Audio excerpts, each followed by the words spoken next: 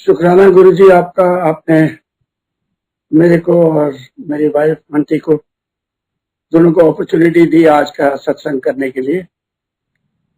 मैं पूरी संगत को प्रणाम करते हैं, हम दोनों मिलके आपका शुक्रगुजार करते हैं। ये सत्संग थोड़ी देर मैं करूंगा और फिर थोड़ी देर आंटी करेंगे मेरे पास।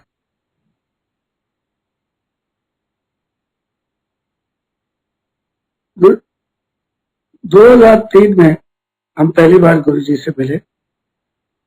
पहले मेरी आंटी वाइफ मिली, उनको मेरी भाभी जो पहले से जाती थी गुरुजी के पास, उनके साथ जाके 2 बार ये होके आए गुरुजी के पास। फिर उन्होंने मेरे को भी बताया, पूछा कि आप जाना चाहोगे? मैं कि हाँ जरूर जाना चाहेंगे।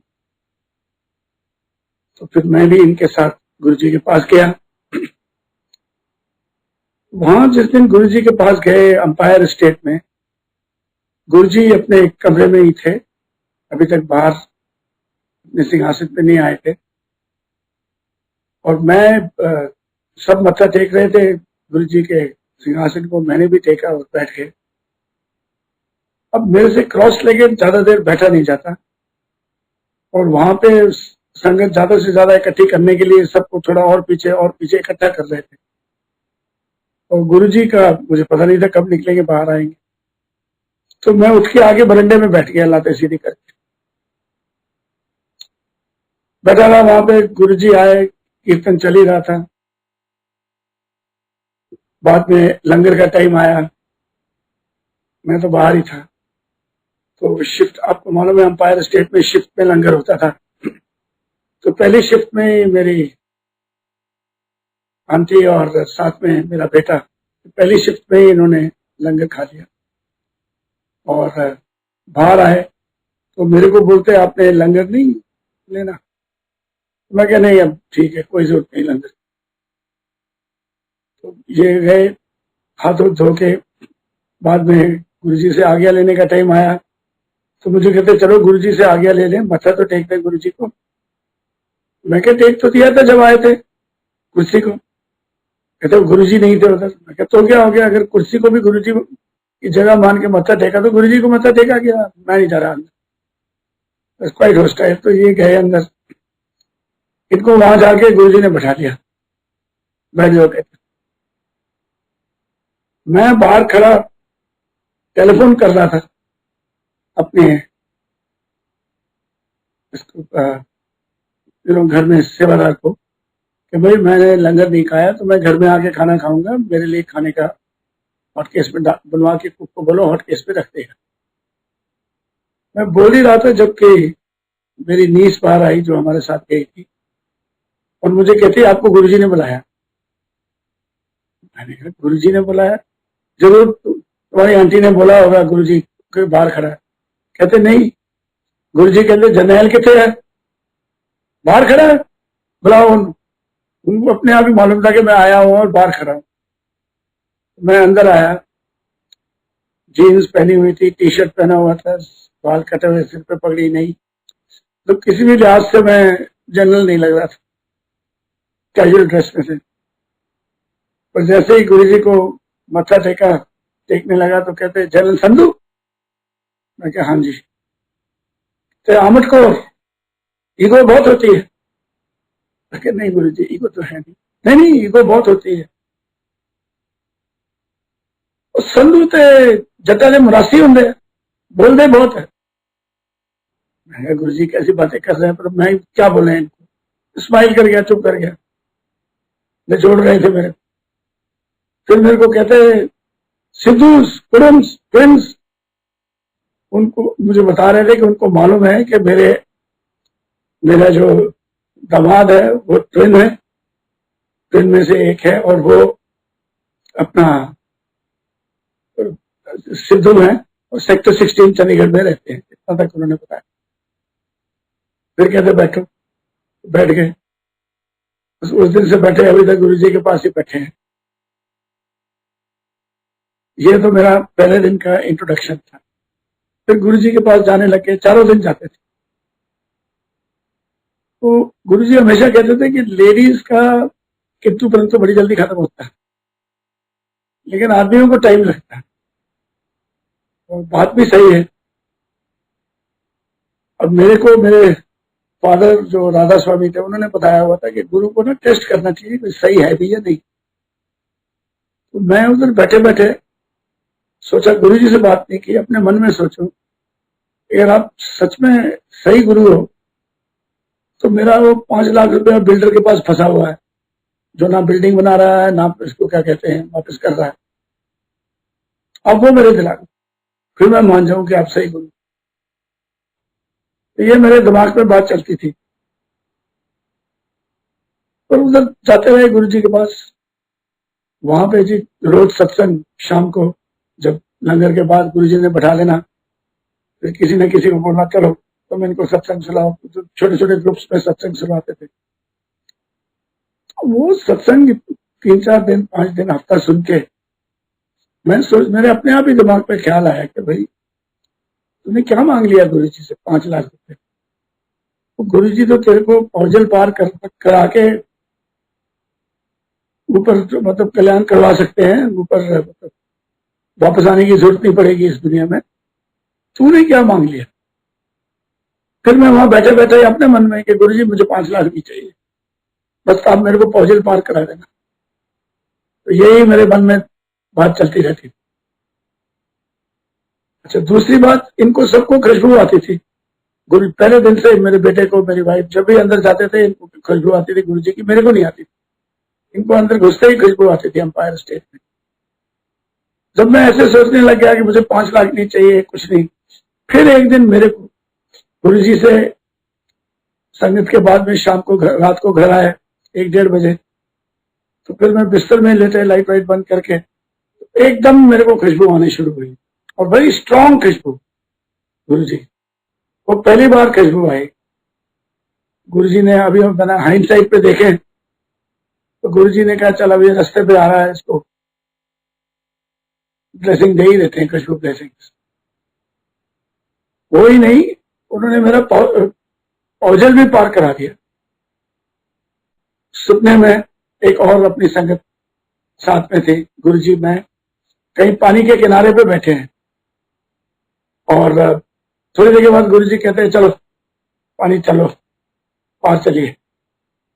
हम चले गए पानी में, पड़ा, मुझे पता ना लगे, डार्क नाइट, पता ना लगे क्या समुंदर है, क्या है, या इसको क्या कहते हैं, दरिया है। तैरते रहे गुरु जी के पीछे पीछे, और दूसरी तरफ पहुंचे तो जमीन पे पहुंचे दूसरी तरफ, और उतर के जब चलने लगे तो देखा कि दूर 1 किलोमीटर 2 किलोमीटर दूर लगता होगा, सिलुएट है किसी शहर का, totally golden, bright golden light आ रही उससे। मैंने कहा कुछ नहीं, तब तो कुछ नहीं ध्यान आया, बाद में ध्यान आया कि गुरु जी ने पौजल पार करा दिया था। पर उससे आगे फिर मेरे को याद नहीं, या तो आगे लेके नहीं गए या मेरे को उससे आगे याद नहीं। बस इतना याद है कि स्विमिंग करके पार करके आगे देखा तो दूर 1-2 किलोमीटर आगे सिलुएट, जिसमें पूरा ऐसे लग रहे थे मकान है, घर है, और टोटली गोल्डन कलर। इतना ही नहीं, वो गुरुजी ने 5 लाख रुपए भी दिलवा दिए। वो अगली बार मैं चंडीगढ़ आया तो हर बार जब भी चंडीगढ़ जाता था तो उसको बिल्डर के पास जाते थे कि भाई क्या कर रहा है तू, पैसे कब दे रहा है। तो अब की बार उसने बोला जी दे देंगे आपके पैसे, 1 हफ्ते में दे दूंगा मैं। हर बार ही ऐसे बोलता था। मैं क्या चलो एक बार और देख लेते हैं। मैं क्या ठीक है। तो 1 हफ्ते के बाद मैं कहीं साउथ इंडिया में सिकंदराबाद वगैरह कहीं गया हुआ था ड्यूटी पे, तो उसका टेलीफोन आया कि ये आपके पैसे तैयार हैं, बताओ कैसे देने हैं। मैंने कहा कितने दे रहे हो। कहता जी 5,30,000, 30,000 में आपको डैमेजेस दे रहा हूँ साहब। Very good. मैंने कहा ठीक है, मेरा ब्रदर इन लॉ आएगा, उसको आप बैंक ड्राफ्ट बना के दे दें, वो मेरे बैंक में जमा कर। तो ऐसे गुरुजी ने इधर से निचोड़ के कैसे खड़ा के कैसे ब्लेसिंग्स दी, कैसे आगे लेके गए। पर किंतु परंतु पूरा अच्छी तरह से दूर भी हो गया। दूर खैर पहले ही हो गया था जब मैं खुद ही कहने लग गया कि मुझे कुछ नहीं चाहिए। और हमने कभी गुरुजी से कुछ मांगा नहीं। मतलब गुरुजी से वर्बली कभी कुछ नहीं मांगा, हम जाते थे, बैठते थे, तकलीफें थी, कुछ भी थी, पर गुरुजी से कभी कुछ नहीं मांगा। और उनकी ब्लेसिंग्स हमेशा हमारे साथ रही, सबके साथ रहती। जो भी गुरुजी का भगत बन जाता है, ब्लेसिंग्स तो गुरुजी की रहती है, उनका एक हाथ हमारे ऊपर होता है। हमारा चंडीगढ़ में क्रॉस रोड्स के ऊपर रात के टाइम जबरदस्त एक्सीडेंट हुआ। हम कार में थे, जन में, छोटी कार में, और एक साइड से क्रॉसिंग के ऊपर 60-70 किलोमीटर की स्पीड पे आके एम्बेसडर हमारी गाड़ी में लगी। इतनी लगी कि हमारी कार कुछ 4-5 फुट एक तरफ को खिसक गई, स्लाइड कर गई। हम 4 लोग थे उस कार के अंदर, मैं, आंटी और एक मेरा ब्रदर इन लॉ और उसकी वाइफ। चारों में से किसी को कोई चोट नहीं लगी, कुछ नहीं हुआ। जैन का रिपेयर भी, जिसकी एम्बेसडर थी, गवर्नमेंट सर्वेंट थे, उन्होंने ही उसकी रिपेयर करवा दी, हमारा उस पर भी कुछ नहीं लगा। ये है गुरुजी की महिमा, उनकी दया थी। यही नहीं, इसके बाद एक बार और एक्सीडेंट हुआ, आंटी चला रहे थे, उसके अलावा आंटी को हील किया 1-2 बार। ये चीजें मैं अभी नहीं बोलूंगी, इनके बारे में आंटी खुद बताएंगे। और उनकी ब्लेसिंग हमारे साथ रही है हमेशा। हमारा घर बन रहा था, तो जब भी हम जाते थे तो गुरुजी आंटी को पूछते थे, मेरा कमरा तैयार हो गया? हम कहते, गुरुजी पूरा घर आपका है, तैयार कर रहे हैं, आपके लिए ही है। तो एक दिन गुरुजी पति के लिए आए, कॉलेज का उद्घाटन करना था। हम नहीं आए साथ, हमें नहीं लेके आए, बद्दी आए, और बद्दी आने के लिए उनको जीरकपुर से निकलना पड़ता है, तो हमारा घर बिल्कुल रोड के नजदीक की कॉलोनी है, सिल्वर सिटी। तो यहां से निकल के गए, वापसी भी गए, वापस इसी रास्ते से जाना था। तो अगली बार गुरुजी को मिले जाके, तो आंटी को कहते, मैं तेरा घर ब्लेस करके आ गया, खड़ा होके ब्लेस किया। फिर मेरे को पूछते हो, तेरा गुआंढी कौन है, फिर नेबर कौन है? मैं कहा, गुरुजी वो जनरल ढिलन है, मेडिकल कोर्ट। वो थे नहीं जिथे तेरा घर बन रहा। उनको ये पता था कि एक तरफ एक नेबर है, दूसरी तरफ कोई नहीं है। फिर मैंने उनको बताया, जी वो तो अग्रवाल जी है। इसी तरह बातें करते आंटी ने बोला, गुरुजी घर के पीछे खेत है, हमारे घर की बाउंड्री वॉल के पीछे खेत है, तो बड़ा अच्छा लगता है। तो स्माइल करके कहते, खरीद लेने सी, साथ ही कहते, पटवारी नहीं बने।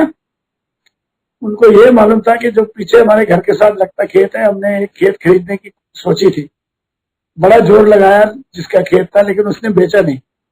वो रिटायर्ड पटवारी था, उसने नहीं बेचा। तो गुरुजी को यह भी मालूम था कि पटवारी माना नहीं बेचने के लिए। ऐसे गुरुजी कॉन्फिडेंस भी देते थे और आपका ध्यान भी रखते थे। अब यही बात मैं आपको बताना चाहता हूँ, थोड़ा सा आगे जाके। गुरुजी के समाधि लेने के बाद हम चंडीगढ़ आए, घर तकरीबन बन ही गया था घर उसका। छोटा मोटा पेंटिंग का काम चल रहा था, वो खत्म हो गया था, बल्कि सब कुछ घर पूरा तैयार हो गया था जब गुरुजी ने समाधि ली। और लेकिन क्योंकि गुरुजी ने समाधि ले ली, तो मेरे जो मिस्त्री थे बारी बारी आए, जिनको पता लगा, क्योंकि मैं उनको गुरुजी के बारे में बताता रहता था, तो आके अफसोस करने आते। जो पेंटर था वो मुसलमान था, वो मेरे को कहता, जी आपके गुरुजी बहुत महान आदमी। मैंने कहा, भाई तुम तो गुरुजी को मिले ही नहीं। कहता, मिला हूं जी। हमने कहा, तुम कैसे मिल गए? कहते, जी आपके घर में मैंने फोटो देखी है, और गुरुजी यहाँ आए थे जब हम पेंटिंग कर रहे थे जिन दिनों। ये वही टाइम है जब वो गुरुजी बद्दी से आए। कहते, यहाँ गेट पे खड़े हुए, कार से उतरे, उन्होंने पूछा, जनरल संधू किधर है, दिल्ली है?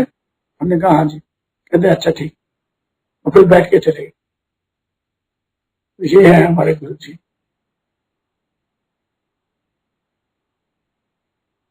उनका तो जगह जगह पे सत्संग इतना, मतलब कुछ न कुछ उनका नई नई बात इतनी है बताने वाली। उनके समाधि के बाद, मैं सिर्फ मोटी मोटी जरूरी बातें बता रहा हूं। उनके समाधि के बाद भी आप सब जानते हैं, उनकी हाथ हमारे ऊपर ही है, हमारी रक्षा करते हैं। हम लोग हांगकांग गए, मैं रिटायर हो चुका था फौज से। हांगकांग में मेरी बेटी और दामाद रहते थे, तो उनके पास गए। तो पीछे घर खाली रहना था, चाहे गोरखा नौकर था, बच्चा ज्यादा बड़ा नहीं, 18-20 साल का। हमने कहा कोई जिम्मेवार आदमी अगर रह जाए तो अच्छा है। हमने गांव से पता किया तो उन्होंने, एक बुजुर्ग आदमी थे चोपड़ा साहब, वो आते मिलते रहते थे, बड़े शरीफ सीधे भगवान का नाम लेने वाले आदमी, एजुकेटेड, कल्चर्ड, वेरी वेल। वो कहते जी मैं अकेला हूं, मैं वहां जाके रह लूंगा, कोई प्रॉब्लम। तो वो आके उन्होंने यहाँ पे रहना शुरू कर दिया हमारे घर में। सारा बंदोबस्त उनके लिए करके गए। गोरखा तो था ही खाना वाना बनाने के लिए, उनकी पूरा ध्यान हुआ। और हम चैन से गए अपना हांगकांग। 10-12 दिन के बाद जो मेरा गोरखा था, उसके फादर ने, उसका मेरे पास टेलीफोन नंबर था, उसकी मैसेज आई, SMS, कि जी आपके सर्वेंट को पुलिस पकड़ के ले गई। मैंने, गोरखा है, गरम दिमाग के होते हैं, लड़पड़ा होगा किसी के साथ, पुलिस ने पकड़ा होगा, चलो कोई बात नहीं। मैंने अपने भतीजे को टेलीफोन किया चंडीगढ़ में, मैं कहा बेटा ऐसे है तो उसको देख लो, उस पर जाके छुड़वा लो, ले आओ उसको निकाल के। तो वो गया, तो वो फिर आके मेरे को रिंग करता, जी वो तो बात ही कुछ और है। मैंने कहा क्या बात? कहते जी वो गोरखा तो उधर ही है, वो जो चोपड़ा साहब आपके पास रहते थे, उनको पुलिस ने पकड़ लिया, विजिलेंस डिपार्टमेंट या पता नहीं कौन से इंटेलिजेंस वाले। और वो कहते हैं कि इनका टेररिस्ट के टाइम में, पंजाब टेररिस्ट के टाइम, टेररिज्म के टाइम में इनका उनके साथ संबंध था, तो वो इनको उठा के ले गए। मेरे को नंबर दे गए थे गोरखे को कि साहब को बता देना, इस नंबर पे कुछ पूछना तो पूछ लें। मेरे तो पैर के नीचे से जमीन निकल गई। क्या यार, हम 3 स्टेटों में, पंजाब, कश्मीर, असम, 3 स्टेटों में हम अतवादियों के साथ लड़े हैं, उनके साथ जान पे बाजी लगाई है। और हमारे ही घर में टेररिस्ट पकड़ा जाए या टेररिस्ट का सपोर्टर पकड़ा जाए, तो मैं कही ये तो बहुत गड़बड़ हो जाएगी। और प्लस कल को अखबार में, न्यूज में, टीवी पे जनरल साहब के घर में टेररिस्ट पकड़ा गया, जनरल साहब का लिंक है टेररिस्ट के साथ। और गुरु जी के आगे हाथ जोड़ दिया हमने, फोटो साथ रखते ही स्वरूप उनका रहता ही था। लेकिन गुरु जी ये क्या हो गया, हम कुछ करते रहे हैं और ये तो हमारे सारे किए गए पे पानी फिर रहा है। क्या इतना ही और क्या करते? गुरु जी से ये रिक्वेस्ट ही कर सकते कि देखिए गुरु जी, आपके साथ, हम आपके टाइम में क्या हो रहा है हमारे साथ, करो। तो अगले दिन मैंने फोन किया अपने भतीजे को, मैं कहा यार पता कर उसका क्या हो रहा है, क्या नहीं हो रहा है। वो कहता जी इंटरनेट के ऊपर जाओ और चंडीगढ़ ट्रिब्यून खोलो और आपके बारे न्यूज है, पढ़ लो उसको। तो मैंने खोला, उन्होंने उसको हमारे घर में पकड़ा हुआ ही नहीं दिखाया, उसको चंडीगढ़ में किसी क्रॉस रोड्स पे पकड़ा हुआ दिखाया। ये गुरु जी की महिमा है। हमारा नाम ना किसी ने हमारे को पूछा उसके बारे में, ना कोई हमारी पूछताछ हुई।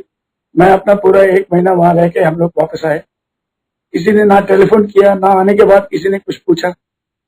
उनको पकड़ के ले गए थे, वो और बात है, वो भी बाद में बरी हो गए 7-6 महीने में। लेकिन हमारे को किसी ने कुछ नहीं पूछा, ना हमारे पास कोई आया। ये इतनी बड़ी चीज हो जाए और आपको कुछ ना हो, कौन करा सकता है? सिर्फ शिव जी करा सकते हैं, भगवान करा सकते हैं। क्या आपके घर से पकड़ा जाए और आपके ऊपर कोई पूछताछ नहीं हो, कुछ भी ना।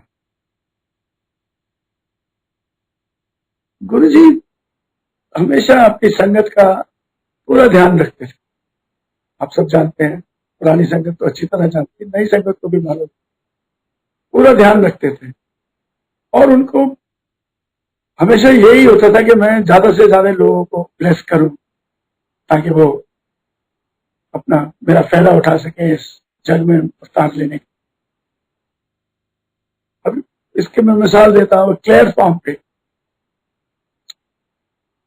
जब वो फंक्शन था फौजियों, उन्होंने बोला फौजियों को करने के लिए, तो जनरल कपूर साहब को जिम्मेवारी दी थी, साथ में हम बाकी फौजी साथ में मिलकर करने के लिए। तो सब कुछ कर लिया, फैसला भी कर लिया किधर करना है, क्लियर फॉर्म पे करना है, सब कुछ गुरुजी ने अप्रूव कर दिया। तो तारीख ना बताएं गुरुजी। हमने बड़ा पूछा तारीख के लिए, कहते बताऊंगा। फिर उन्होंने बताया वो दिन 31 मेरा ख्याल दिसंबर, जबकि रात को सुनामी आया, वो दिन बताया उन्होंने कि उस दिन सत्संग होगा। और मुझे तो ये भी बोला कि तुम नहीं आना, तुम अपने साथ में अपने ससुराल वालों को भी लेके आना। कभी कभी आते थे गुरुजी के पास, कहते उनको भी लेके आना, बहुत ब्लेसिंग मिलनी उस दिन। हम सब गए। और आपको पहले भी संगत के सत्संगों में पता लगा होगा कि उस दिन कई लोग जो बैंकॉक जा रहे थे, जहां पे के सुनामी का पूरा जोर था, उनको भी गुरुजी ने जाने नहीं दिया। कहते जी टिकटें खरीदी, कहते कोई बात नहीं, टिकट खरीदी नहीं जाना। तो इतना गुरुजी केयर करते थे सबका, सबको संभाल के रखे। और वो सत्संग की डेट उन्होंने इसलिए फिक्स की कि उस दिन सारे इधर होंगे और किसी को भी सुनामी के चक्कर में फंसने की जरूरत नहीं पड़ी। उस दिन में भी सत्संग हुआ केयर फार्म में। शाम को भी गुरुजी ने सबको बोला छोटे मंदिर में आना, वहां भी ऐसा। तो इस तरह गुरुजी ध्यान रखते थे हर एक चीज। हमने अमृतसर जाना था, तो अपने जलंधर वाला मंदिर नहीं देखा था। तो गुरुजी ने कहा भी था उसे जाओ कभी।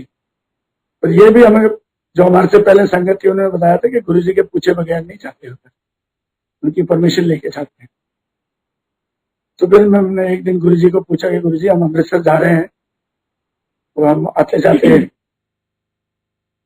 जलंधर वाले मंदिर में मत्था टेकना है। कहते हाँ हाँ जाओ, जरूर जाओ। और हम गए। जिस दिन वहां गए तो सुदामा अंकल थे।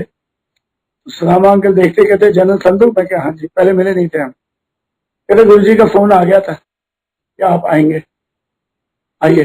तो पूरा मतलब अपना सत्संग भी सुनाया, लंगर तो खैर करवाना ही था। तो ऐसे गुरुजी करते। और at the same time Guruji check भी कर देते थे अगर आप कोई गलती करो। तो यही मैं जलंधर मंदिर की बात बताता हूँ। दोबारा फिर हम एक बार अमृतसर जा रहे हैं, तो बुधवार को जा रहे थे। अभी गुरुजी तो बृहस्पति से मिलते थे, थर्सडे फ्राइडे सैटरडे संडे। बुधवार को गुरुजी से परमिशन कैसे हुई? हमने हमारा प्रोग्राम बना सोमवार संडे मंडे ट्यूसडे को प्रोग्राम बना कि जाना है, जरूरी जाना है। फिर हमने जी कोशिश की गुरुजी से परमिशन लेने की। वो जो गुरुजी के सेवादार हैं जिनके नंबर हमारे पास थे, जैसे जोशी अंकल, सिंगला अंकल, इनको हमने टेलीफोन किया कि भाई गुरुजी से पूछ दो कि हम उनके मंदिर चले जाए, परमिशन दे दें। वो कहते जी हम तो नहीं मिलते गुरुजी को सिवाय थर्सडे से पहले। तो बड़ा मैंने कहा कैसे करें? कहा चलो कोई बात नहीं, परमिशन नहीं मिली, चलते हैं। हम चले गए मंदिर जाने के लिए। जैसे ही हम जलंधर एंटर करने लगे, उसी टाइम इतनी जोर की बारिश आई, इतनी जबरदस्त बारिश आई कि वो आगे जो मेन सर्कल है जहां से जीटी रोड के लिए राइट टर्न करते हैं, वहां से जैसे ही आगे गए पानी ही पानी भरता गया। हमने जाना उधर से आगे जाके लेफ्ट टर्न करके गुरुजी के मंदिर के लिए जाना था। वहां उस रोड के ऊपर जो गुरुजी के मंदिर की तरफ जा रही थी, इतना पानी था कि आगे से स्कॉर्पियो गाड़ी आ रही थी, उसके टायर नहीं दिख रहे थे पानी। और हम लोग होंडा सिटी में थे, तो कोई चांस ही नहीं था कि हम उधर जा सकते हैं।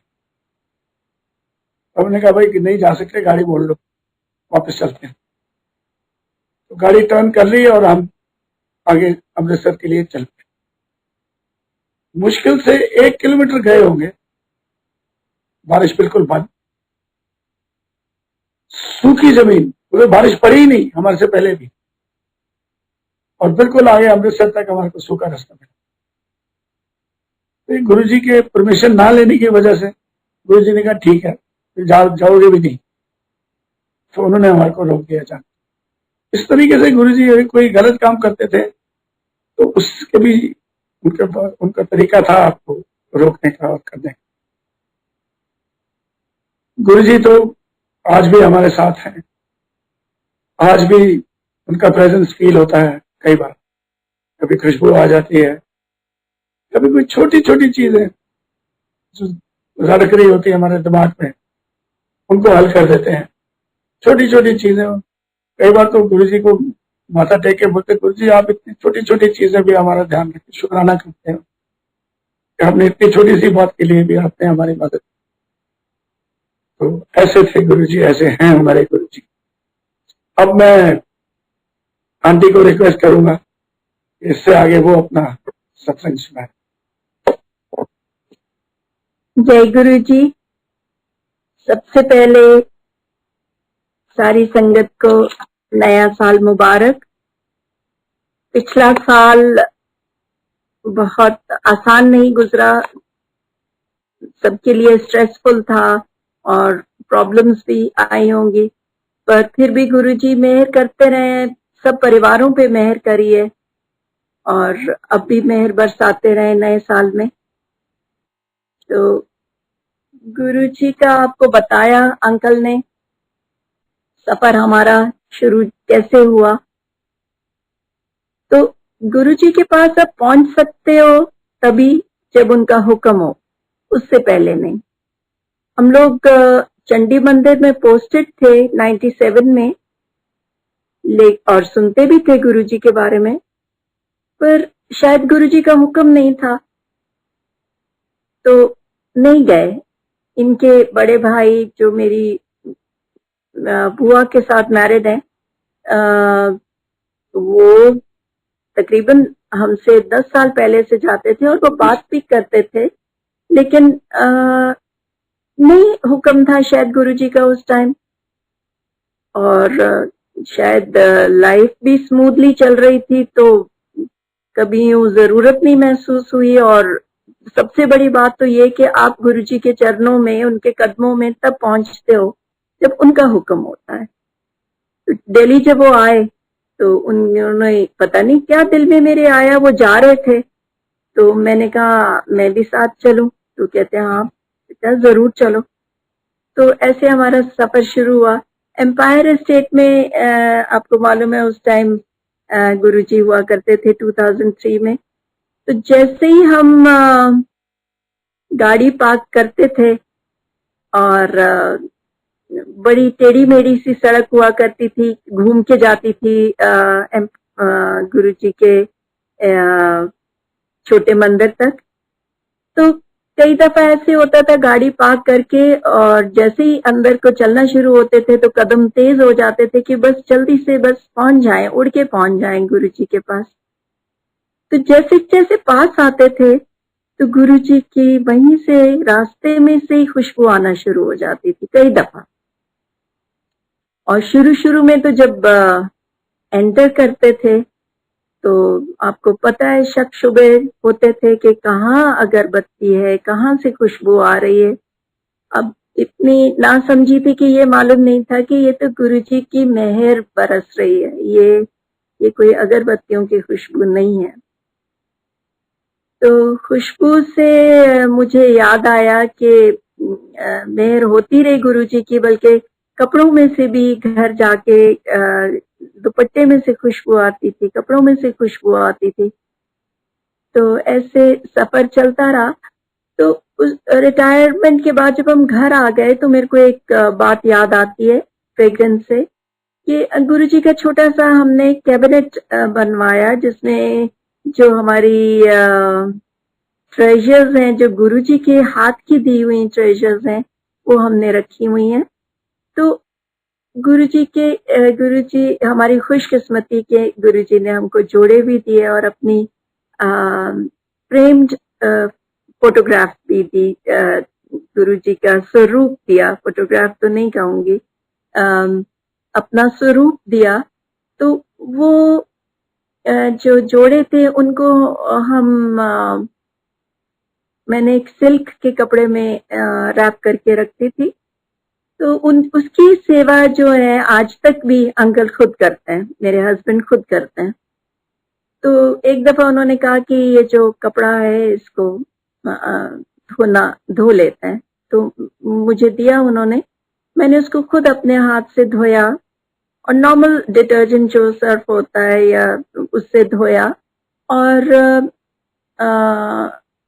सुखा के उसको, और फिर किचन के साथ हमारा यूटिलिटी रूम है जहाँ पे कपड़े प्रेस करते थे, तो वहां मैं खुद ही ये सब करना चाह रही थी। तो साफ शीट बिछा के और मैं गुरुजी का जो वो कपड़ा है उसको प्रेस करने लगी हूँ। तो जैसे ही मैंने प्रेस ऊपर रखी तो इतनी जबरदस्त खुशबू, जैसे कि उसमें किसी ने परफ्यूम की बोतल ही उल्टा कर दी हो। तो मैं हैरान, आई मीन एकदम से मुझे इतना खुशी और इतनी वो हो रही। और किचन के दूसरी तरफ हमारा लड़का गोरखा बॉय होता था, खाना बनाता था, वो खड़ा हुआ है और मैं कहती हूँ छोटू जरा इधर तो आ, देख तो सही। तो वो कहता है मेम साहब मेरे को यहीं पे इतनी दूर से गुरुजी की खुशबू आ रही है। तो इतनी उन्होंने मेहर करी। और हैरानी की बात ये कि उसी टाइम बेल बजती है और एक यंग मैन जो गुरुजी का भगत था वो आया, और वो बाहर की तरफ भी दरवाजा खुलता था। तो मैंने कहा राजा इधर आ जाओ, देखो देखो तो सही गुरुजी की कितनी मेहर हो रही है। तो हमें इतनी जबरदस्त खुशबू आ रही, और वो आया तो कहता नहीं आंटी मेरे को तो बिल्कुल भी नहीं आ रही। अपेरेंटली ही वो जरा परेशान था किसी बात से, अपने बॉस से उसकी कुछ उस दिन हुआ, तो वो परेशानी में था। तो उसको बिल्कुल भी गुरुजी की खुशबू नहीं आई, जबकि यहाँ इतनी जबरदस्त खुशबू आ रही। तो गुरुजी की ये मेहर जो बरसती थी, ये बड़ी हैरानी की बात थी कि आप उनके पास भी जब बैठे हो, उनके प्रेजेंस में भी बैठे होते थे, तो किसी को वो खुशबू आ रही है और साथ जो बैठा है उसको नहीं आ रही। तो ये जो ब्लेसिंग्स थी उनकी, वो ही जानते थे कि किसको जरूरत है और किसको कब जरूरत है। तो मैं आपको अपनी पर्सनल हेल्थ इश्यूज के मैं दो आपको सत्संग बताती हूँ कि मेरे को मेनियस डिजीज था। वो आपके इनर ईयर के अंदर फ्लूइड ज्यादा होने से बहुत जबरदस्त चक्कर आते हैं और वो चक्कर बंद ही नहीं होते। तो वो तकलीफ मेरे को तकरीबन 18 साल से, जब मैं गुरुजी के पास 2003 में गई हूँ, तब 18 साल से मैं उससे सफर कर रही थी और किसी तरीके से भी वो उससे निजात नहीं पा रही थी, हालांकि सब तरह का ट्रीटमेंट करा चुकी थी। बस एक होम्योपैथिक मेडिसिन थी जो लेने से थोड़ा सा वो जो चक्कर आना थोड़ा सा कंट्रोल में होते थे, पर जाते नहीं थे कभी भी। तो गुरुजी के पास हम आते थे, सत्संग सुनते थे और बहुत सारे सत्संग गुरुजी हमको सुनाते थे। और गुरुजी की इतनी मेहर थी कि उन्होंने हमको थर्सडे, फ्राइडे, सैटरडे, संडे 4 दिन आने की इजाजत दी थी। तो बहुत से सत्संग सुने और उनसे बहुत कुछ सीखा और अंदाजा हुआ कि गुरुजी सब तकलीफ अपने ऊपर लेते हैं। तो संगत बहुत बताती थी कि कभी उनके नाखून नीले हो जाते हैं, कभी उनके पाँव पे काले धब्बे पड़ जाते हैं, कभी वो बहुत तकलीफ में रहते हैं, खून की उल्टियां तक करते हैं। तो ये सब बातें सही थी। तो ये सब देख के तो अपने गुरु को तकलीफ देने को बिल्कुल सोच भी नहीं सकते थे। तो मैंने गुरुजी से अपनी प्रॉब्लम कभी अपने मुंह से उनसे कहा नहीं। और एक दफा मुझे वो अटैक शुरू हुआ, तो तब तक पता था कि अब हम गुरुजी की शरण में हैं, अब हमें कुछ डरने की बात नहीं, अब हमारी प्रॉब्लम्स हमारी नहीं है। तो मैंने चुपचाप विदाउट उनसे नहीं कहा, पर चुपचाप घर में ही प्रार्थना करी कि गुरुजी, मैं इतने सालों से ये दवाई वाई खा रही हूँ, कुछ असर होता नहीं, अब मैं तो ये दवाई फेंक रही हूँ, अब आप मेरे डॉक्टर हैं, आप सही करें तो भी ठीक, नहीं करें तो भी ठीक, पर मेरे डॉक्टर आज से आप। तो जैसे ही मैंने ये किया, मेरा वो जो चक्करों का सिलसिला था वो इतना जबरदस्त हो गया कि कभी उतनी इंटेंसिटी से कभी नहीं हुआ था। तो गुरुजी को तो हम अपना दिल में उतार चुके थे, तो फैसला भी उतना ही पक्का था। बहुत मेरे हस्बैंड भी मेरे को बोलने लगे कि ये मत करो, अपनी इतनी तकलीफ में मत जाओ, गुरुजी तो है ही, दवाई खा लो। लेकिन मेरा जो सोच मैंने पक्की कर ली थी कि अब गुरुजी ठीक करेंगे तो ठीक है, नहीं तो कोई बात नहीं। सो वही हुआ। जबरदस्त चक्कर मेरे आते रहे, और मैं जब भी गुरुजी के स्वरूप की तरफ देखूं और मैं कहूं कि नहीं गुरुजी, मैं दवाई नहीं खाऊंगी, तो चलता रहा ये। और एक दिन मुझे गुरुजी का ड्रीम आता है कि मेरे सामने बहुत बड़ा ऊंचा शीशा है, लाइफ साइज शीशा है, और उसमें पहले तो मुझे गुरुजी की शक्ल नजर आती है, फिर मैं देखती हूँ कि पूरे के पूरे गुरुजी जो हैं वो उसमें खड़े हुए मुझे नजर आ रहे हैं और स्माइल कर रहे हैं। फिर गुरुजी ने साइडवेज टर्न किया और अपना हाथ अपने सर के पीछे थोड़ी दूरी पे रखा और घुमाने लगे उसको, सिर को पीछे, अपने सिर के पीछे घुमाने लगे। एंड बस वो मेरा ड्रीम था, और चक्कर मेरे चलते रहे। तो सडनली उससे कुछ दिन बाद मैं सुबह उठती हूँ। सुबह तो बहुत ही ज्यादा तकलीफ में होती थी कि मैं इतना डरते डरते सिर हिलाती थी कि जैसे ही मैंने सिर हिलाया मेरी पूरी दुनिया घूमने लगेगी। पर उस दिन मैं हैरान रह गई कि उठी मैं फ्रेश एज अ डेजी, मुझे समझ में नहीं आया कि वो सब गया कहाँ। मैंने धीरे धीरे डरते डरते सिर हिलाया, कुछ नहीं हुआ। फिर मैंने अच्छे से सर हिलाया, कुछ भी नहीं हुआ। और बस वो दिन है। और उसके बाद गुरुजी ने इतनी मेहर कर दी, और ना मेरी गुरुजी से बात हुई, ना मैंने उनसे कहा, और देखिए कितनी मेरे ऊपर उन्होंने मेहर कर दी। तो उससे मेरे ख्याल कुछ महीने बाद मेरे को जब बैठे बैठे गुरुजी ने कहा चल तू अपना सत्संग सुना, जो नीचे बैठे हुए थे मेरे पास। तो मैं जैसे उनको सुनाने लगी, ये मैंने देखा कि गुरुजी जब भी किसी से सत्संग सुनवाते थे ना, तो उनका पूरा इंटरेस्ट उन जो बोल रहा होता था उसमें होता था। शायद वो ब्लेस ही कर रहे होते थे उनको भी और सुनने वालों को भी।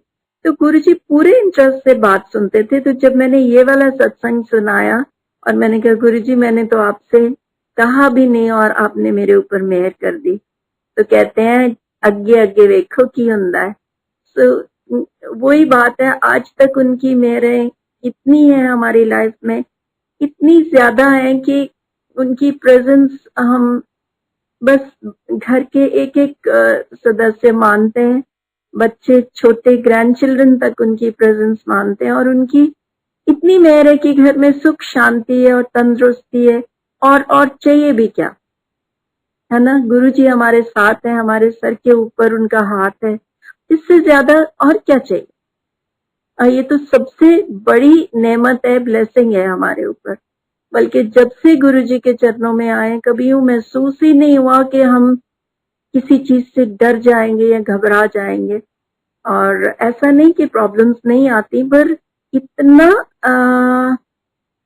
स्ट्रॉन्ग फेथ है हमारा कि हमें पता है कि ये छोटे मोटे ये गुरुजी अपने आप जो जैसे, और यही कहते हैं हम गुरुजी को, ये नहीं कहते कि प्रॉब्लम हटा दो, हम कहते हैं गुरुजी आपके बच्चे हैं, आपकी तकलीफ है, हाँ हम तकलीफ में, आप जो सही समझो आप करो। अगर आप सोचते हो कि हमें तकलीफ में से गुजरना है तो फिर हमको थोड़ी शक्ति भी दो उसको बर्दाश्त करने की। और वही गुरुजी की मेहर है, ऐसा ही होता है। तो आपको अंकल ने बताया था एक्सीडेंट के बारे में हमारी कार के, वो मैं एक बार जा रही थी मोहाली की तरफ जीरकपुर से, और डिवाइडर खत्म होने वाला था जब एक लड़की मेरे लेफ्ट से आके स्कूटर से, suddenly she turn right, you know she was making a U turn. तो मैं एकदम से ऊपर बोर्ड पे देख रही हूँ और नीचे सामने देख रही हूँ, लड़की एकदम मेरे सामने। तो मैं उसको इतनी क्लोज थी डिवाइडर के, और इतना घबरा गई थी, सच्ची बात है, मुझे तो पता ही नहीं कि हुआ क्या। सडनली मैं राइट की तरफ उसको बचाते बचाते बचाते आई वाज टोटली बिल्कुल सड़क के मैं राइट साइड में पहुंच गई, और नीचे गहरा ड्रॉप था, और उसको बचाते लेफ्ट हुई हूँ और जाके इलेक्ट्रिक पोल में राइट साइड का जो व्हील है वो इतनी जोर से लगता है कि पूरी गाड़ी वहां से अंदर केव इन कर गई कि तीनों पेडल्स नजर नहीं आते थे। मुझे नहीं पता मेरे पैर कैसे वहां से ऊपर हो गए और गाड़ी बिल्कुल अंदर आ गई और रुक गई। तो सडनली क्राउड इकट्ठा होने लगा। जैसे ही उन्होंने गाड़ी की हालत देखी, उन्होंने सोचा कि इसकी तो टांगें गई। तो वो मुझे कह रहे हैं कि, और आपस में बात भी करेंगे, इसकी तो टांगें गई, ये तो मुझे कह रहे हैं कि आप ठीक हो? मैंने कहा कोई पानी लाया, कोई कुछ। तो मुझे कहें कि आप बाहर आ जाओ, और मुझे पता था कि मेरी टांगें कांप रही हैं, मैं बाहर निकलूंगी तो शायद खड़ी नहीं हो पाऊंगी। तो मैंने उनसे कहा कि नहीं मैं ठीक हूँ, and I called my brother, he came and he took me away. और तब इनका सर्जरी, छोटी सी माइनर सर्जरी थी, तो मैं वहीं से फिर हॉस्पिटल गई, और इनको उस दिन बताया भी नहीं हमने। तो गुरुजी ने इतनी कैसे हमारी रक्षा करते हैं, हमें खरोंच तक नहीं आने, आप यकीन नहीं करोगे, नॉट जरा सा भी कोई खरोच नहीं, कोई उसका कोई झटका नहीं, कोई बुरा असर नहीं। हाँ, गाड़ी तो का हुआ नुकसान, पर गुरुजी आपको कैसे बचा लेते हो। मैं तो सच्ची बात बताती हूँ कि इतनी जल्दी वो सब हुआ, मेरे को तो गुरुजी बचा लो तक का भी ध्यान नहीं आया, सब कुछ इतना जल्दी हुआ। पर वही बात है ना, हमको कहने की जरूरत नहीं पड़ती, गुरुजी खुद ही इतना ध्यान करते हैं। तो एक एक संगत का ध्यान करते हैं, ऐसा नहीं कि कोई उनके स्पेशल है या कोई खास है, सिर्फ ये है कि हमें उनके ऊपर 100% जो फेथ रखना है और सरेंडर करना है, और उनकी शान में बस उनको याद करना है। और बताती हूँ कि हमको गुरुजी ने बहुत सीधे सादे तरीके बताए थे।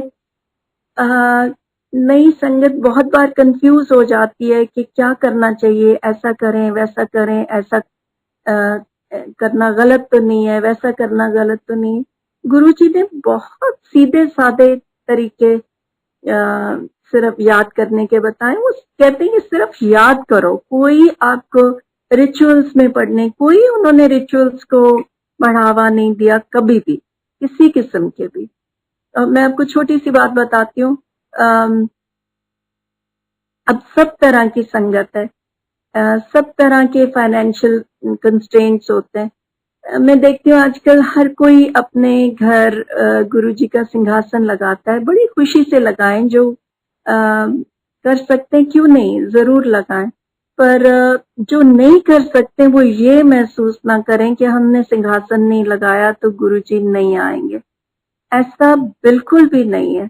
और अपना जो जो आपका कनेक्शन है वो डायरेक्ट रखें बिटवीन यू एंड गुरुजी। कोई तीसरा आदमी नहीं होना चाहिए। वो तो यही बताते थे। तो मैं ये नहीं कह रही हूँ कि जो आसन लगा रहे हैं गुरुजी का सिंहासन बना रहे हैं वो गलत कर रहे हैं। मैं सिर्फ ये कह रही हूँ कि जो ना कर पाए वो लिमिटेशन नहीं है। गुरुजी की कनेक्शन में कोई लिमिटेशन नहीं होनी चाहिए कि अगर मैंने ऐसा नहीं करा तो गुरुजी नहीं आएंगे, या मैंने सत्संग नहीं रखा तो गुरुजी नहीं आएंगे। गुरुजी सत्संग में ही थोड़ा आते हैं आपके घर, वो तो आपके पास है, आपके साथ 24 घंटे आपके पास है, आपके दिल में है, उनका सिंहासन आपके दिल में है। सो कई बार ऐसा ख्याल भी ना लाए। तो मैं आपको बताती हूँ कि लिमिटेशंस की बात, कि हम लोग गुरुजी के पास जाते कुछ टाइम, तकरीबन महीना 1.5 महीना हो गया था। और ये भी बताती हूँ कि हम लोग कैसे ये कितना सोचते हैं कि कोई क्या सोचेगा। आपका जो गुरुजी के साथ कनेक्शन है उसमें ना तो दुनिया आती है, ना लोग आते हैं, ना रिश्तेदार आते हैं। लेकिन उस टाइम समझ नहीं थी। तो जब मैं गुरुजी के पास जाते थे, बहुत लोगों को देखते थे, उनके पाँव दबा रहे, उनका सर दबा रहे, उनके कंधे दबा रहे, उनके हाथ दबा रहे। तो एक दफा क्या हुआ, हम गए तो थोड़ा लेट थे, तो सेवादार ने मुझे वही गुरुजी के चरणों में ही बैठने के लिए कहा। तो आई वाज बहुत ही पास उनके मैं बैठी हुई थी। और अब टेंशन मुझे ये कि मैं देखती थी कि जो ज्यादातर जो बिल्कुल आगे बैठे होते थे वही उनके दबा रहे होते, और एटलीस्ट मैंने ऐसा देखा था। अब मुझे टेंशन ये कि गुरुजी तो मुझे बोलेंगे हाथ या पांव दबाने को, और यहाँ से पता नहीं कौन कौन बैठा है पंजाब की संगत, और पता नहीं जाके क्या क्या बात करेंगे। और कितनी गलत सोच थी कि ये भी मालूम नहीं था कि जब आप गुरुजी के चरणों में पहुंच जाते हो आपको सिवाय गुरुजी के कोई नजर नहीं आता। और वाकई ऐसा था, जितनी संगत होती थी कोई किसी की तरफ ध्यान देते हुए एटलीस्ट मैंने तो नहीं देखा। सब लोग अपनी आंखें बंद करके, इतना वहां का इतना खूबसूरत माहौल जो आपकी रूह को टच करता था, रूह में वो शब्द उतरते चले जाते थे। सब लोग उस बहुत प्योर और अच्छे माहौल को, और गुरुजी की बहुत शक्ति वाला वो माहौल होता था कि सब अब उसको एंजॉय करते थे। तो मैं गुरुजी को वहां आंखें बंद करके, नीचे मुंह करके यही कही जा रही हूँ कि गुरुजी प्लीज मेरे को पाँव दबाने को मत कह देना। I love you, I respect you, but please don't ask me to do that. और गुरुजी ने नहीं कहा मुझे। तो बाद में जब ये समझ में आया कि गुरुजी अपने पाँव ठीक कराने के लिए थोड़ा दबाते हैं, या वो अपने उसके लिए थोड़ा दबाते हैं, वो तो आपकी पता नहीं क्या क्या कष्ट दूर करते हैं। अगर वो आपको अपनी प्रेजेंस में बैठने भी देते हैं या आपको टच भी करने देते हैं, तो पता नहीं क्या वो आपके पाप धो रहे हैं, आपके कर्म दूर कर रहे हैं, या कर्म हटा रहे हैं, या क्या आपका वो भला कर रहे हैं। तो उसके बाद मैं बहुत दिल माने कि गुरुजी तो ना समझी थी, बेवकूफी थी। अब आप मेहर करो, कभी मौका दो, तो कभी मौका नहीं आया। मेरा जन्मदिन आया तो वो मेरे जन्मदिन की भी कंफ्यूजन रहती है कि 21 अक्टूबर है या 22 अक्टूबर है। तो 21 अक्टूबर को मैं बैठी वहां पे गुरुजी के आंखें बंद करके पास बैठी हुई थोड़ी दूरी पे, और यही कही जा रही हूँ कि गुरुजी आज तो मौका दे दो, आज तो मेरा जन्मदिन है। तो नहीं जी, कुछ नहीं, लंगर खाया, इजाजत ली, चले गए। और अगले दिन 22 अक्टूबर, तो मैंने कहा बर्थडे तो शायद आज भी हो सकता है।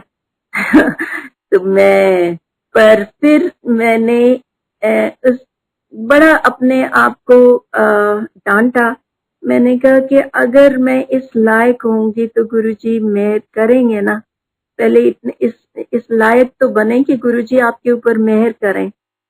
तो मैंने माफी मांगी तहे दिल से। मैंने कहा गुरुजी वो माफ कीजिए, वो तो गलती थी, आप जो आपकी मेहर वैसे ही बरस रही, तो खाली इसी में तो मेहर नहीं है ना, मेहर तो आपकी है ही। तो I thanked him with all my heart, और उनसे बहुत दिल से मैंने माफी मांगी।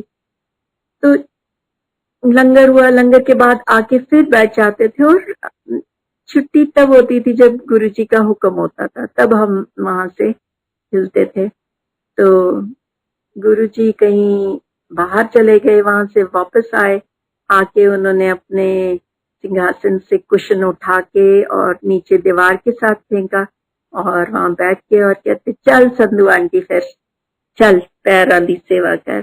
So it was such a blessed day for me. तो गुरुजी के मैंने बड़े दिल से और इतनी खुशी से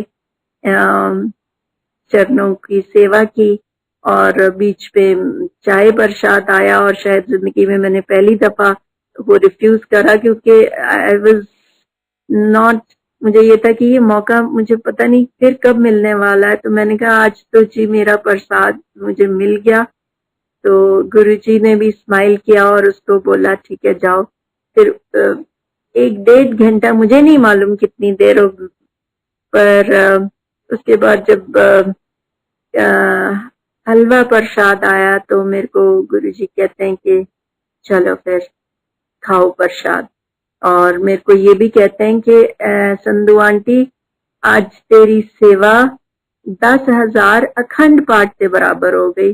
तो बताओ ऐसी ब्लेसिंग्स, हम कितने खुशकिस्मत हैं जो हमें हमारे गुरुजी ने इतनी इतनी बड़ी मेहरबानियां हमारे ऊपर की हैं। तो दैट, वो जो दिन है वो मैं बस रीलिव करती हूँ, और बहुत दफा मैं वो विजुलाइज करती हूँ कि गुरुजी के मैं पाँव जो है दबा रही हूँ। तो गुरुजी की तो इतनी मेहर होती थी, छोटी छोटी बात। और ये नहीं कि उनके ही, वो हर किसी को बहुत स्पेशल महसूस कराते थे। जो भी उनकी संगत में होता था, चाहे वो किस स्ट्रेटा का है, वो किस मजहब का है, वो उससे कोई उनको फर्क नहीं पड़ता, तो सबको बराबर स्पेशल महसूस कराते थे, बहुत स्पेशल महसूस कराते थे। तो छोटी छोटी आपकी वो जो फरमाइशें वो पूरी करते थे। तो हम लोग रिटायरमेंट के बाद यहाँ आ गए, फिर भी गुरुजी का हुक्म था कि जब भी आओ 4 दिन के लिए आओ। तो हम लोग गए, फ्रेंड्स के पास रह रहे थे, उनकी गाड़ी हमने बोरो की और गुरुजी के पास पहुंचे। तो गाड़ी में उनकी छोटी सी फोटो लगी हुई थी, स्वरूप लगा हुआ था गुरुजी का, सॉरी। तो पहुंचे, तो जैसे मत्था टेका और बैठे, तो सेवादार कहते हैं कि पुरानी संगत ऊपर। तो आई वाज, बड़ी मुझे धक्का सा लगा कि इतने देर के बाद, महीने के बाद गुरुजी के पास आए हैं और देखने को नहीं मिलेंगे ऊपर पहुंच के। तो वहां ऊपर बैठे भी मैं बच्चों की तरह ना बड़ी परेशान सी कि ना तो गुरुजी नजर आ रहे हैं, ना उनकी कोई बात सुन रही है। तो हुक्म था उनका, और सेवादार का हुक्म हम गुरुजी का हुक्म मानते थे। तो बैठे रहे, लंगर हुआ, बात नहीं, नीचे आ गए थोड़ी देर, और फिर अगले दिन फिर आना था। तो मैं तो सारे रास्ते गुरुजी से बच्चों की तरह झगड़ा करते चली गई, और झगड़ा करते ही आ गई कि गुरुजी आज मैंने कोई नहीं ऊपर ऊपर जाना, ऐसे आपने बिठा दिया हमको, मैं तो आपके पास बैठूंगी।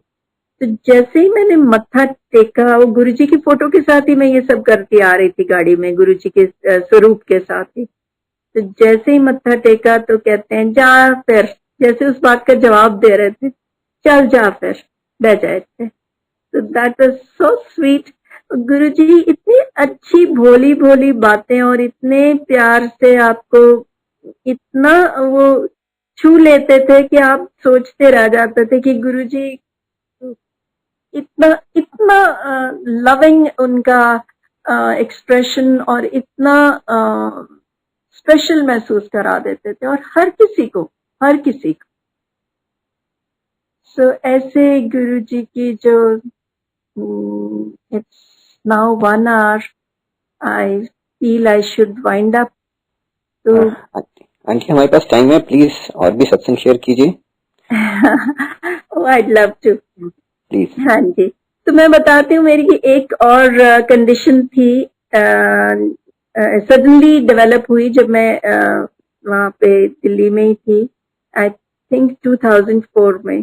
तो मेरी आंखों में तकलीफ शुरू हो गई सडनली, एक कंडीशन जिसको कोरोडाइटिस बोलते हैं। तो उसमें रेटिना जो है होता है आपका, अंदर की तरफ से इन्फ्लेमेशन हो जाती। तो मैं हैरान कि ये कहाँ से एकदम से आ गई प्रॉब्लम। वो चेक कराया तो डॉक्टर बोलते हैं कि ये आपको स्टेरॉइड्स लेने पड़ेंगे, और उससे पहले हमको चेक करना होगा, आपका टीबी का टेस्ट होगा। तो वो जो आपके अंदर लेटेंट टीबी होती है, वो कई बार स्टेरॉइड्स लेने से वो एक्टिवेट हो जाती है। तो उन्होंने वो टीबी का टेस्ट किया, तो वो पॉजिटिव। वो उससे मुझे और परेशानी हो गई कि ये क्या, suddenly out of the blue ये दो दो मुसीबतें कहाँ से आ गई। तो वो आंखों का मेरा हालत काफी खराब होती चली गई, और ये काफी प्रोग्रेसिव प्रॉब्लम होती है, और कहते हैं कि इसका इससे ब्लाइंडनेस भी हो सकती है। तो आंखें खराब हालत में होती थी, लेकिन फिर भी गुरुजी के पास हम पहुंच जाते थे। लेकिन गुरुजी से हालांकि डर भी आता था इस हालत से, लेकिन गुरुजी से मांगने की हिम्मत या उनको बताने की हिम्मत नहीं हुई। तो वो मेरी हालत सी देख के एक लेडी, वेरी नाइस पर्सन, उन्होंने देखा और कहते हैं क्या हुआ है। तो मैंने उनको बताया, तो कहते बताओ ना गुरुजी से, चलो। मैंने कहा नहीं, गुरुजी को नहीं बताऊंगी। गुरुजी तो कहते हैं मन्नो, मंगो नहीं मन्नो। सो उनको पता है, वो सब जानते हैं, उनसे क्या बात छुपी है। तो कहती नहीं नहीं बताओ जाके, मैं बताती हूँ। तो she went and spoke to him. तो मैं अंदर अंदर खुश भी कि चलो, यू नो, बेईमानी से बात नहीं आते, सोच लिया कि चल मैंने तो नहीं बताया गुरुजी को, पर गुरुजी तक बात पहुंच गई है। हालांकि ये भी मालूम है कि गुरुजी वैसे ही जानते हैं। तो जैसे ही जाने लगे, मैंने मत्था टेका और मैं गुरुजी की तरफ देखूं कि गुरुजी अब तो कुछ बोलेंगे, उनको पता है। तो गुरुजी चुप गुरुजी भी करते होते हैं पूरा टेस्ट, आपको नींबू की तरह निचोड़ते हैं, बोलते हैं ना मैं नींबू की तरह निचोड़ूंगा। तो कुछ भी नहीं बोले। तो जब मैं उनकी तरफ देखी चली गई, तो उन्होंने कहा ये हिलने वाली नहीं है। तो कहते हैं हाँ की कहना है तेरा डॉक्टर। मैंने कहा जी, वो कहता है स्टेरॉइड्स लेने पड़ेंगे और टीबी भी पॉजिटिव है। कुछ नहीं, टीबी टू बी पॉजिटिव, लिया तू अपना फिरोजपुर वाला शहद। अब गुरुजी को ये तक मालूम था कि जो मेरे पास शहद है वो मेरे पेरेंट्स के फार्म से आता है। वो ऐसे ही आपको बातों बातों में ये सब बता देते थे कि आपके बारे में मैं सब कुछ जानता हूँ, आपकी लाइफ में क्या होता है, आपकी सोच क्या चल रही है, आपको वो ऐसे ही वो बता देते थे।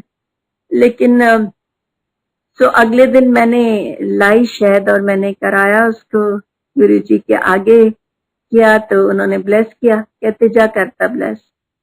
सो वहां से इधर आ गए मैं, तो वो आंखों में मुझे ध्यान नहीं मैंने शुरू तब वो कर लिया कि नहीं, क्योंकि हम लोग जल्दी से ही चंडीगढ़ आ गए थे। यहाँ आके क्योंकि मैं स्टेरॉइड्स लेना नहीं चाहती थी, और यहाँ आके हमारे बहुत अच्छी जान पहचान के डॉक्टर हैं, तो उनको दिखाया। उन्होंने कहा कि आंटी प्रॉब्लम तो है आपकी अच्छी सीरियस और हालत खराब ही है। तो मैंने कहा मैं स्टेरॉइड्स नहीं लेना चाहती। वो कहते हैं कि स्टेरॉइड्स तो आपको लेने ही पड़ेंगे, मैं बहुत माइल्ड सा हल्का डोज आपको देता हूँ, तो आप घबराओ नहीं, आप करो ये। तो मैंने उससे डरते हुए पूछ लिया, मैंने कहा कि स्टेरॉइड्स खाने भी थे और आंखों में भी मेडिसिन जो थी, अब मुझे नहीं ध्यान कि वो स्टेरॉइड्स ही होते हैं या क्या, व्हाटएवर, तो वो भी दिन में बहुत दफा डालनी थी। तो मैंने कहा मैं आंखों में शहद डाल सकती हूँ, तो वो उसकी शक्ल देखने वाली थी डॉक्टर की, वो सडनली कहता आंटी आप पढ़े लिखे हो, आप क्या बात कर रहे हो, आपको अंदाजा है आपकी आंखों की हालत क्या है, और आप शहद सोचा कैसे आपने। तो बस मैं चुप हो गई, मैंने उसको गुरुजी के बारे में कुछ नहीं बोला। तो मेडिसिन मैंने खाना शुरू किया और डालना भी शुरू करा। वो दिन में कोई 5-6 बार वो मेडिसिन डालनी होती थी, और बीच बीच में ही मैंने अच्छे से भर भर के गुरुजी का ब्लेस किया हुआ शहद डाला, जो जलता था, खूब खूब मिर्ची की तरह जलता था, क्योंकि हालत आंखों की बुरी थी। तो डाला मैंने खूब अच्छे से, और सेकंड थर्ड डे मुझे महसूस होने लगा कि आंखें क्लियर हो रही हैं। तो 5वें-6ठे दिन जब मैं उसके पास गई, डॉक्टर के पास, तो मैंने उससे कुछ नहीं कहा। उसने आंखें टेस्ट करी तो कहता है aunty do you believe in miracles?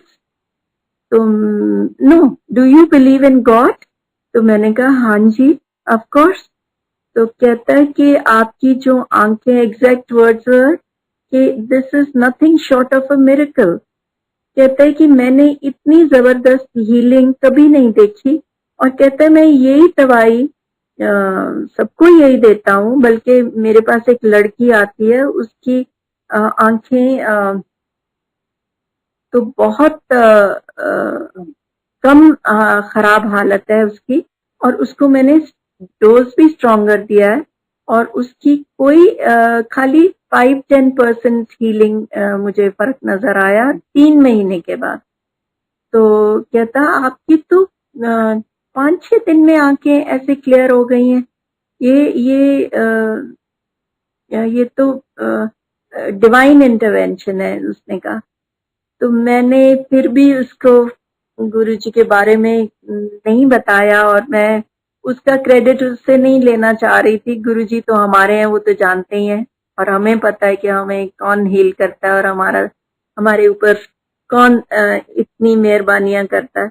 But anyway, सो वो देखिए गुरुजी की मेहर। और सो ऐसे गुरुजी की मेहरें होती रहती थी, और ऐसा नहीं कि अब नहीं होती।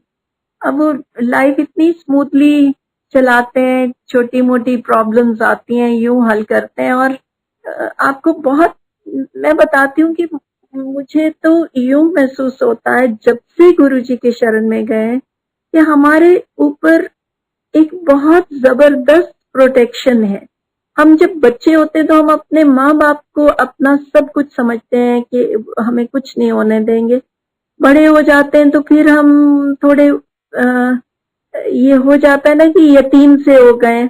लेकिन गुरुजी के वहां होने से इतनी जबरदस्त प्रोटेक्शन हम अपने इर्द गिर्द और अपने ऊपर मानते हैं कि हमें हमें डर नहीं आता किसी चीज से। परेशानी जरूर होती होगी, लेकिन एक बड़ा स्ट्रॉन्ग सहारा महसूस होता है कि गुरुजी कभी कुछ होने नहीं देंगे। So if you want I can still carry on. Please aunty, please और शेयर कीजिए। अच्छा, मैं आपको बताती हूँ कि गुरुजी ठीक है, हमें नजर नहीं आते, हमें आंखों से ओझल है, बहुत उनकी मिस करते हैं, बहुत ज्यादा उनकी याद आती है और उनको मिस करते हैं, और वो दिन मिस करते हैं जो इतने खूबसूरत होते थे कि वो माहौल हम कभी ला ही नहीं पाते अपनी सोच में भी, जो गुरुजी के साथ होता था। तो एक दफा हम गुरुजी की महासमाधि के बाद गुरुजी गए तो वी वर ऑल डेवस्टेटेड। हम लोगों को बहुत जबरदस्त वो धक्का था हमारे लिए। पहली बात तो हम यकीन ही नहीं कर रहे थे कि गुरुजी को कुछ हो जाएगा। जब सुन भी लिया कि वो चले गए, हमने कहा वो तो लोगों को जिंदगियां देते हैं, कितने हमने सुन रखा कि जान फूंक देते हैं लोगों में, खत्म हुए लोगों को उन्होंने जिंदा किया है, तो उनके लिए तो कोई बात ही नहीं। पहली बात तो यकीन ही नहीं करा कि उनको कुछ हो सकता है, बल्कि मुझे याद है जैसे ही पता चला, भागते हुए पहुंचे यहाँ से और गेट एंटर कर रहे हैं, तो मैंने इतना मुझे यकीन कि अब तो जब तक हम पहुंचे वो तो उठ के बैठे होंगे। तो गेट पे वो जो सेवादार यंग मैन खड़े थे, मैंने कहा उसकी तरफ देखा और मैंने कहा गुरुजी। कहता हाँ जी, निराश था खड़ा हुआ। मैंने कहा कहाँ है? तो he gave me such a look कि ये लेडी क्या बात कर रही है, इसको या तो पता नहीं। कहता अंदर ही लेटे हुए हैं। तो मुझे तब भी यकीन नहीं था कि गुरुजी चले गए। तो वो बहुत बुरा टाइम था। वो जो अभी भी जो वहां पे एक शब्द जो वहां पे लगातार चल रहा था, वो मैं आज भी नहीं सुन पाती। वो आई associate that with that horrible moment कि गुरुजी नहीं है और वो शब्द चल रहा है, वो मैं आज भी नहीं सुन पाती हूँ। वो कभी कहीं सुनती हूँ तो मैं परे हो जाती हूँ या मैं चली जाती हूँ वहां से। तो गुरुजी के जाने के काफी देर बाद हम लोग गए नहीं, वहां गए ही नहीं, हमारा नहीं दिल मानता था जाने को दिल्ली। तो जब गए तो फिर हमारी एसोसिएशन जो थी एम्पायर स्टेट में हमने जाना शुरू किया था, तो हम लोग वहीं गए पहले। तो वहां गए तो कुछ लोग थे, वहां संगत थी, तो बैठे, दिल बहुत उदास, और शब्द कीर्तन चल रहे थे। और फिर लंगर हुआ। लंगर के बाद हम लोग बाहर गए और वहीं पे बैठे ये सोच रहे हैं कि हम तो गुरुजी की इजाजत के बगैर कभी गए ही नहीं थे, तो आज हमें इजाजत कौन देगा। बाहर हाथ धोने गए, वापस आके बाहर जब हाथ धोने गए तो वहां कुछ संगत खड़ी थी, कुछ लोग, तो उनसे बात करने लगे। तो वो कहते चलो ना अंदर बैठ के सत्संग करते हैं। तो हम लोग अंदर आ गए, अंदर आके बैठ गए और सब लोग अपने सत्संग सुनाने लगे। और सडनली जो माहौल था वो मेलनकली से चेयरफुल होता चला गया, क्योंकि सब लोग अपने बड़ी खुशी के सत्संग शेयर करने लगे। कुछ बच्चों ने अपने सत्संग शेयर किए, कुछ लोगों ने करे, और सब लोग दायरा बना के बैठ गए, लेडीज अंदर वाले सर्कल में, जेंट्स बाहर। बड़ा अच्छा सा माहौल वहां, जैसे फैमिली मेंबर सारे नहीं बैठते हैं वैसे बैठे, और सब लोग अपने अपने खुशी के सत्संग सुनाने लगे। तो थोड़ी देर के बाद किसी ने घूम के देखा तो गुरुजी का जो कमरा है उसके पास जो उनका स्वरूप रहता था बड़ा, तो सडनली दिस इट क्यों उसमें देखो अमृत आ रहा है। तो सब लोग उठ के उधर गए, देखा वाकई ऊपर से फोटोग्राफ में स्वरूप में शीशे और जो पेपर था उसके बीच में से अंदर की तरफ अमृत जो था वो धीरे धीरे मॉइस्चर आते आते और नीचे आने लगा। So that was such a beautiful moment for everybody। और गुरुजी ने अपनी प्रेजेंस दिखाई। अच्छा, हाँ, पेंटिंग थी जो जिसमें वो अमृत नीचे नीचे आने लगा। तो गुरुजी ने अपनी प्रेजेंस दिखाई कि देखो ऐसे ही घबराते हो और परेशान होते हो, मैं कहाँ गया हूँ, मैं तो इधर ही हूँ, तुम लोगों के दिल में हूँ, तो मैं कहीं नहीं जाऊंगा, यही हूँ. So that way Guruji was great, is great, he'll always be great. तो गुरुजी की मेहरें जो है वो हमेशा हमारे साथ हैं, सारी संगत के साथ हैं. तो I think with that I will beg leave. तो सारी संगत को बहुत बहुत प्यार और गुरुजी मेहर करें सबके ऊपर. जय थैंक यू. जय गुरुजी.